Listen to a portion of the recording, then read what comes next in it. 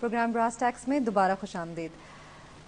ہم بات کر رہے تھے U S view on Shia and Sunni Islam. جی دیکھیے، جیسے میں نے آپ کو بات بتائی کہ شیعہ اور سنی اسلام دونوں امریکنز کو ہاسٹائل پاور کے طور پہ لیتے ہیں. Americans have been trying very hard, اور اس کی وجہ سے انہوں نے کئی دفعہ کوشش کی ہے کہ ایرانیز ان سے مل جائیں آ کے. اس کی میں سب سے اچھی مثال جو آپ کو دیتا ہوں، جو جس بات کو سمجھنے کی ضرورت ہے، 1979 پہ چلتے ہیں. 1979 امت مسلمہ کے لیے ایک بہت ہی زیادہ اہم سال ہے. ہمارے لیے اس میں کامیابیاں بھی ہیں، ہمارے لیے اس میں تکلیفیں بھی ہیں. ان ایونٹس میں جو اس کے بعد ٹریگر ہوئے، 3 بڑے بڑے ایونٹس ہوتے ہیں. سوویٹ انویژن آف افغانستان ہوتی ہے، سوویت یونین افغانستان میں داخل ہوتا ہے، جس کے نتیجے میں افغان جہاد شروع ہوتا ہے. افغان جہاد پرائمریلی ایک سنی پولیٹیکل ملیٹنٹ کانسیپٹ تھا، یعنی پوری دنیا کی تمام سنی ملیٹنٹ مسلم موومنٹس ٹریگر ہوتی ہیں افغان جہاد کی پارٹیسپیشن سے. ہم نے جو افغان پالیسی کے اوپر اپنا پروگرام کیا تھا، اس میں ہم نے ڈسکس کیا تھا کہ کس طرح پوری دنیا سے مسلمان موومنٹس آتی ہیں، پاکستان مرکز بنتا ہے اور افغانستان کا جہاد شروع ہوتا ہے. اور ایک سوویت یونین کے خلاف، ایک سپر پاور کے خلاف ایک مسلم ملیٹنٹ کانسیپٹ جو 50s 60s 70s میں جو پولیٹیکل موومنٹس تھی، ڈیموکریٹک موومنٹس تھی مسلمانوں کی، جو مسلمانوں کا آئیڈیولوجیکل تھاٹ پروسیس تھا، اس کو ایک موقع ملتا ہے کہ اپنے آپ کو ایک آئیڈیالوجی کے طور پر براہ راست کنفرنٹ کرے with a super power ideology. دوسرا جو 79 میں ایونٹ ہوتا ہے، ایرانین ریولوشن آتی ہے، ایرانی انقلاب آتا ہے. ایرانی انقلاب turns Iran from a pro-American secular state into a very ideological Islamic state of Shia sect. Afghan jihad was primarily of a Sunni sect.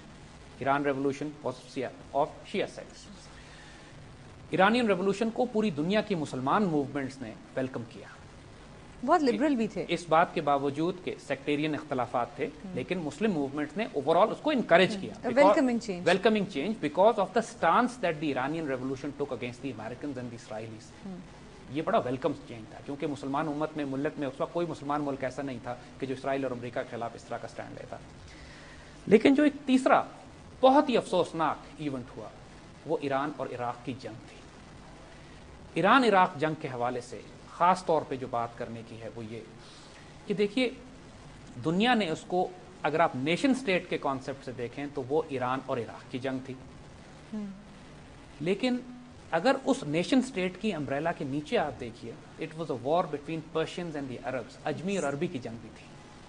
اور اگر اس سے نیچے آ کے دیکھیے تو یہ شیعہ ایران اور سنی عربوں کی جنگ، یہ سیکٹیرین بھی تھی. اس ایک جنگ میں مسلمان امت کو جتنا نقصان پہنچایا ہے وہ کسی دشمن کے اور عمل میں نہیں کھول دیے، کئی فرنٹس اوپن کر دیے. مسلمان ملتیں، مسلمان نیشنز ٹوٹی، آپس میں لڑے. پوری مسلمان امت یا ایک طرف ہو گئی یا ایک طرف ہو گئی.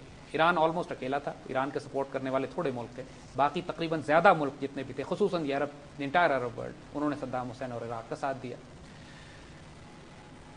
سیکٹیرین جنگیں، سیکٹیرین لائنز کے اوپر یہ جنگ شروع ہوئی. وہ شیعہ ہیں، ہم سنی ہیں. ایتھنک لائنز پہ شروع ہوئی، وہ اجمی ہیں، مربی ہیں. اور نیشن سٹیٹس لیول پہ ہوئی، وہ ایرانی ہیں، ہم عراقیز ہیں یا ہم عربز ہیں. پاکستان کے تعلقات ایران اور عربوں سے دونوں سے اچھے تھے، ہم ایکولی تھے. ہمارے لیے بہت بڑا عذاب بن گیا یہ کہ ہم اس جنگ میں کیا کریں. اگر آپ کو نوٹ کریں گے تو اس وقت کی پاکستان حکومت نے بڑی کوشش کی کہ یہ جنگ رکوائی جائے. اگر سب سے زیادہ انیشیٹو ایران اور عراق جنگ کو رکوانے کے لیے گئے ہیں تو وہ پاکستان کی. تو ہم ایک ماڈریٹر کے طور پہ تھے. لیکن اس جنگ کے سب سے زیادہ فال آؤٹس جو آئے ہیں وہ پاکستان ہی میں آئے ہیں. اس کو ہم آگے ایکسپلین کریں گے، وہ اگلے پروگراموں میں کے لیے ہم نے رکھا ہوا ہے کہ ایکسپلین کرنے کے لیے. اور this is the theme that we are going to take. How did this happen کہ ایران عراق جنگ نے پاکستان جو آج حالات بنے ہوئے پاکستان کو کیسے افیکٹ کیا. دیکھیے، جو میں نے بات آپ سے کہی کہ مسلم سنی ملیٹنسی، جو پولیٹیکل ملیٹنٹ گروپ تھے، افغان جہادی سیکٹیرین ٹیررسٹ نہیں تھے. ہم نے بات کی نا، جیسے وہ جائز جینوئن جہادی موومنٹ تھی، ایک ریزسٹنس موومنٹ تھی، لیکن وہ political concept of political militant Islam تھا. اس وقت امریکن پالیسی دیکھیے کیا تھی. امریکنز چاہے یا نہ چاہیں اس وقت افغان مجاہدین کی مدد کر رہے تھے، کیونکہ افغان مجاہدین سوویٹ سے لڑ رہے تھے. سوویٹ سے لڑ رہے تھے. جنگ ہماری تھی. ہم پاکستان نے پہلے یہ جنگ شروع کی تھی اور ڈیسائیڈ کیا تھا کہ ہم سوویٹس کو افغانستان میں روکیں گے، لیکن Americans had to join in because Soviet Union ان کا دشمن تھا. اس وقت political Islam, Sunni political Islam Afghan جہاد کے وقت امریکیوں کے لیے تھریٹ نہیں تھا. اس وقت یہ سمجھ رہے تھے کہ سنی پولیٹیکل اسلام سوویت یونین کو توڑنے میں امریکن الائی کے طور پہ کام کر رہا تھا. اس وقت شیعہ پولیٹیکل اسلام امریکنز کے لیے تھریٹ تھا. لیکن حالات بعد میں تبدیل ہوئے, جیسے میں نے عرض کیا نا کہ ان کانسیپٹس کو ہم ڈسکس کریں گے. Iranian revolution created a wave اس پورے ریجن میں, اور افغان جہاد کریٹڈ انادر ویو کہ جس کی وجہ سے گلوبل مسلم موومنٹس, چاہے وہ شیعہ تھیں یا سنی تھیں, وہ انرجائز ہو گئیں. وہ ان کو ایک تقویت ملی, ایک نئی زندگی ملی کہ وہ ایکٹیویٹ ہو کے جہاد کا جو کانسیپٹ تھا, چاہے وہ سنی اسلام میں ہو یا شیعہ اسلام میں ہو, ان دونوں ایونٹس نے مسلمانوں کے اندر ایک نئی ویو پیدا کی, لہر پیدا کی.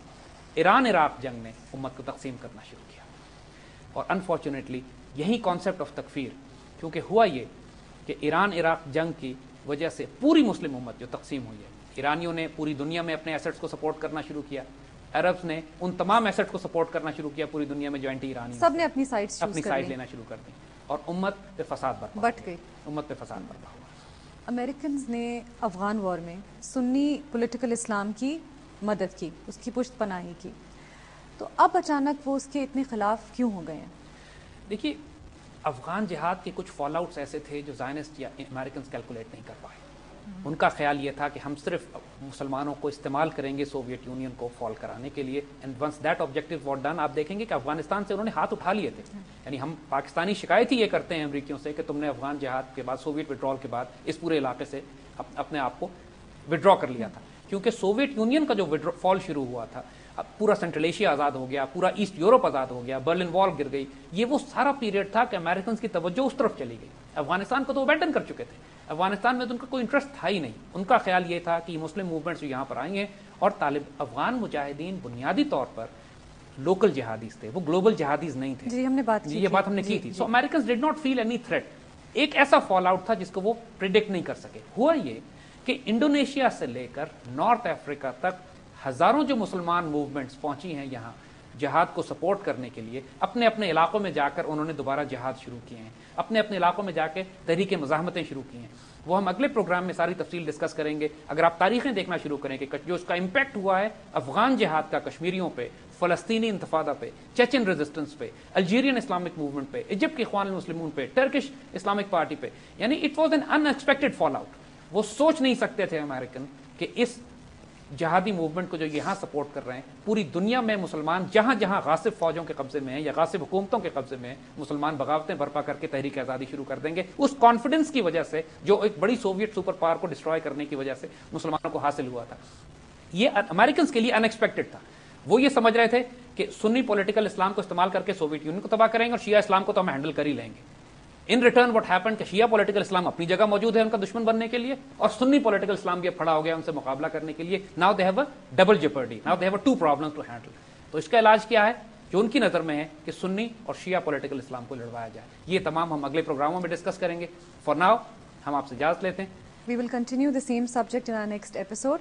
مگر ہر بار کی طرح سوالات بہت زیادہ ہیں, لیکن ٹائم ختم ہو چکا ہے.